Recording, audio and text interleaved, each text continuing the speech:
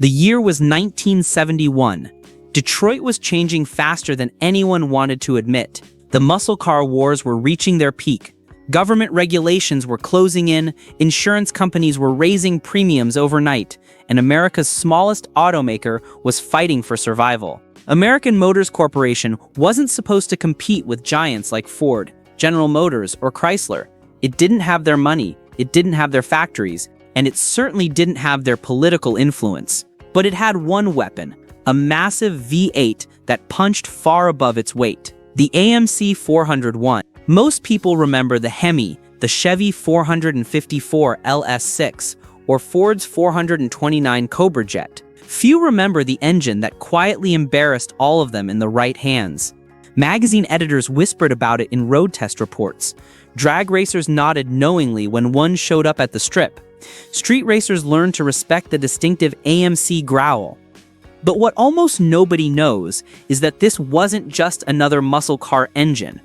Inside AMC, executives believed it could become the engine that would transform the entire company. They saw it as their ticket to respectability, their proof that American Motors belonged at the table with Detroit's elite.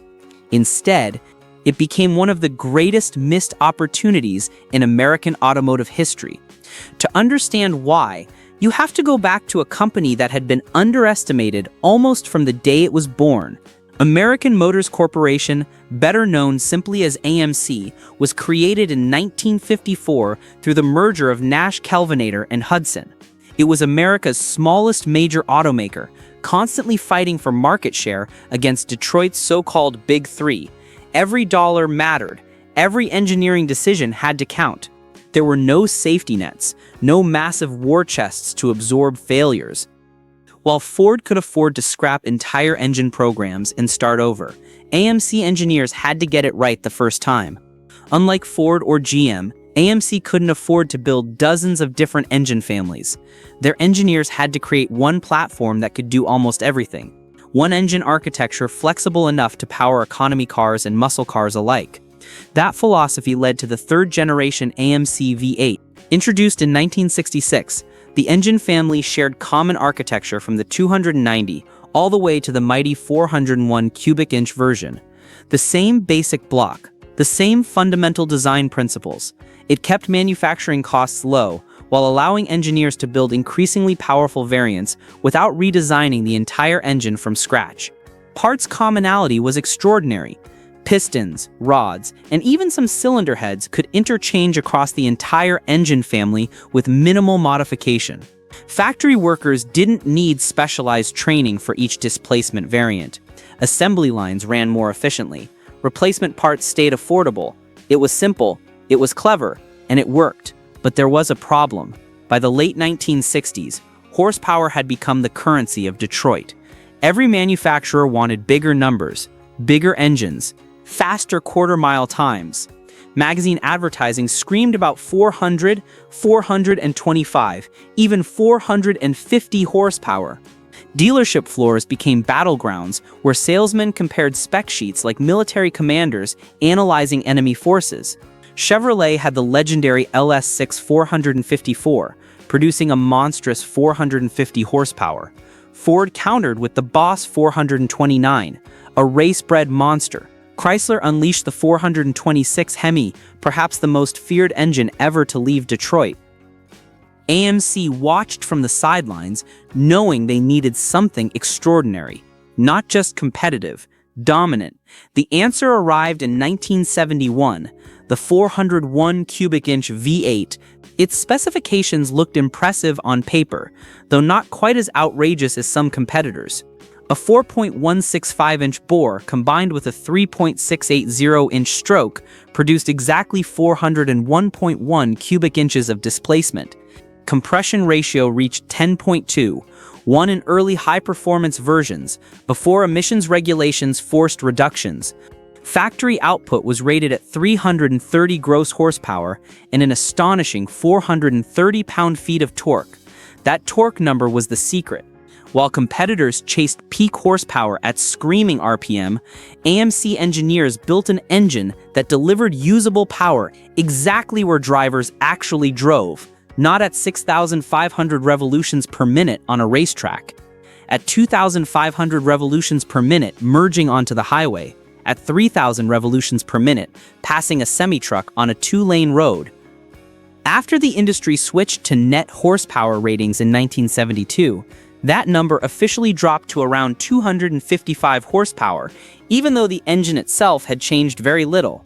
The measurement method changed, not the engine's actual capability. Those numbers fooled many buyers. On paper, it looked weaker. On the road, it absolutely wasn't. And that's where the real story begins. AMC engineers didn't chase flashy horsepower figures. They focused on building an engine that delivered brutal torque exactly where drivers needed it. The long intake runners, generous displacement, and efficient cylinder heads created enormous pulling power from low RPM. The intake manifold design was particularly clever. Unlike some competitors who prioritized high RPM breathing, AMC's engineers tuned runner length for maximum mid-range torque. The result was an engine that responded instantly to throttle inputs without the laggy feel of peakier designs. Floor the throttle, and the car didn't scream. It shoved. The kind of shove that pinned your shoulders into the seat before the tachometer even reached 4,000 revolutions per minute. Passengers grabbed door handles, loose items slid backward across seats. The acceleration felt relentless, inevitable. Most people don't realize how advanced the engine actually was for its time. The block used thin wall casting to reduce weight without sacrificing strength, a technology that was still relatively uncommon in the late 1960s. Engineers incorporated exceptionally thick main-bearing webs, making the bottom end remarkably rigid under heavy loads. This wasn't just good design, it was forward-thinking engineering that anticipated the abuse enthusiasts would eventually subject these engines to.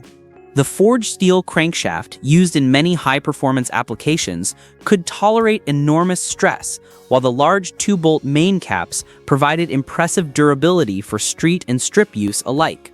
Though not quite as robust as 4-bolt mains found in some racing engines, the AMC design proved more than adequate for most applications. Cylinder head design followed similar practical principles. The ports weren't as large as some competitors, but they were remarkably efficient. Flow numbers were strong where they mattered most, and the combustion chamber shape promoted even fuel distribution and controlled burn rates. It wasn't just powerful, it was built to survive. But then another challenge appeared. As compression ratios climbed across Detroit, engines began destroying themselves under sustained high RPM.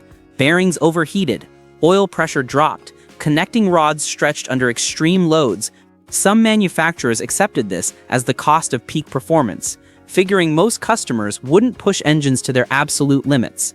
AMC wanted none of that. Their engineers designed a high-volume lubrication system that kept oil flowing efficiently to the crankshaft, camshaft, and valvetrain even during aggressive acceleration. The oil pump, integrated into the aluminum timing cover, was compact and effective, though years later enthusiasts would discover that wear inside the aluminum housing could gradually reduce oil pressure as mileage accumulated. The solution wasn't complicated. The system worked brilliantly when new but required attention as engines aged. Fortunately, aftermarket steelware plates and improved pump kits solved much of the issue, often improving oil pressure beyond factory specifications. Instead of hiding weaknesses, owners simply fixed them, and the engine kept going. Decades later, many 401s continue running with hundreds of thousands of miles, proof that the fundamental design was exceptionally sound. Then came the cars. The AMC Javelin AMX, arguably the most iconic application, became the poster child for AMC performance. Styling was aggressive, almost European in its proportions. The 401 transformed it from a stylish coupe into a legitimate muscle car weapon. Factory paint schemes like Big Bad Orange, Big Bad Blue, and Big Bad Green announced intentions before the engine even started. The Matador machine, built only in 1970 to 1971, offered an unexpected combination, a mid-size sedan with full-house muscle car credentials. While competitors built similar Q-ship sedans, the Matador machine remained far rarer, making it one of the most collectible sleepers today. The Ambassador, AMC's full-size luxury model, received the 401 as a premium option. Customers could order plush interiors, air conditioning, and power everything while still enjoying tire-shredding acceleration. Few luxury sedans of the era could match that combination. Even the rugged Jeep Wagoneer and Cherokee would eventually receive the mighty 401, proving this wasn't just a muscle car engine. It was versatile enough to haul heavy four-wheel drive trucks through mountains while still producing tire-shredding acceleration on pavement. Jeep enthusiasts today consider the 401 the holy grail of factory power plants, combining durability with performance in ways modern engines rarely match. The J-Series trucks also benefited from 401 power, giving AMC's commercial offerings capabilities that impress contractors and fleet managers. Few engines could claim both drag strip credibility and genuine utility. Road tests during the early 1970s showed properly equipped Javelin 401 models reaching 60 miles per hour in roughly 6 seconds, astonishing performance for the era. Quarter-mile times consistently landed in the low 14-second range at approximately 100 miles per hour in factory trim. Car and Driver tested a 1971 AMX with the 401 and called it surprisingly quick while noting the tremendous low-end torque. Motor Trend praised the engine's tractability, commenting that it pulled strongly from virtually any RPM without downshifting. Skilled tuners quickly dipped into the 13S with little more than carburetor tuning, headers, and improved ignition timing. Some of the quickest examples approached 12-second quarters with slicks and minor modifications, numbers that embarrassed competitors with far more displacement and higher horsepower ratings. And that's when competitors started paying attention. Chevrolet engineers reportedly acquired a 401 powered Javelin for evaluation, curious how AMC achieved such strong real-world performance from relatively modest specifications. Ford did likewise. The Detroit establishment was beginning to realize that American Motors had created something special. AMC's performance division also found success in Trans Am racing. Although regulations required smaller displacement engines, the company's investment in motorsports dramatically improved its engineering knowledge. The racing program operated on a shoestring budget compared to factory efforts from Ford and Chevrolet, yet still managed respectable results. Drivers like Mark Donohue and George Falmer helped bring credibility to AMC's performance image. Donohue, already a racing legend, lent his expertise to chassis development and aerodynamic improvements. His feedback helped engineers refine suspension geometry and weight distribution, improvements that benefited street cars as well as race machines. Their racing programs proved that American Motors could build vehicles capable of challenging manufacturers with far larger budgets. Javelin race cars became giant killers, occasionally beating better-funded teams through clever engineering and determined driving. But racing success didn't automatically translate into sales. And then everything changed. The federal government tightened emissions regulations with the Clean Air Act. Leaded gasoline began disappearing from pumps. Compression ratios fell across the industry. Horsepower ratings collapsed almost overnight. The 1973 oil crisis made matters even worse. Gas prices doubled, then tripled. Lines formed at service stations. Americans sat in their cars for hours waiting to fill their tanks. The federal government instituted rationing in some regions. Speed limits dropped to 55 miles per hour nationwide. Suddenly, Americans weren't shopping for giant V8-powered muscle cars. They wanted fuel economy, the very thing the 401 could never provide. In real-world driving, many owners reported fuel economy between 10 and 13 miles per gallon. Push the throttle hard, and single-digit fuel consumption wasn't uncommon. Highway cruising might stretch that to 15 mpg if you drove gently, but nobody bought a 401 to drive gently. Just a few years earlier, nobody cared. Gas was cheap, the economy was strong, performance mattered more than efficiency. Now it mattered more than horsepower. Insurance companies added another blow. High-performance models suddenly carried enormous premiums. A young driver might pay nearly as much each year to insure a powerful muscle car as the monthly payments themselves. Some insurers refused coverage entirely for certain models. Parents forbade their teenage children from buying anything with a big V8. Sales slowed dramatically. Dealerships found themselves stuck with unsold inventory. Discounts grew deeper, Some dealers actually removed 401 engines and installed smaller motors to make cars more sellable. But the engineers still believed in the engine. Development continued behind closed doors. They experimented with camshaft profiles, intake manifold improvements, combustion chamber refinements, and emissions calibration that could preserve performance while satisfying increasingly strict federal requirements. Some prototypes showed promise. Engineers found ways to maintain reasonable power while meeting emission standards. Unfortunately, there was only so much physics could do. Lower compression meant less efficiency and reduced power. Smaller camshafts reduced breathing and throttle response. Retarded ignition timing killed acceleration and increased fuel consumption. Catalytic converters added back pressure and weight. Every solution stole something back from the engine. And little by little, the monster disappeared. By 1974, the 401 produced just 255 net horsepower. By 1976, it was down to 250. The engine that once terrorized street races now struggled to motivate increasingly heavy vehicles burdened with emissions equipment and safety features. Production numbers reflected that decline.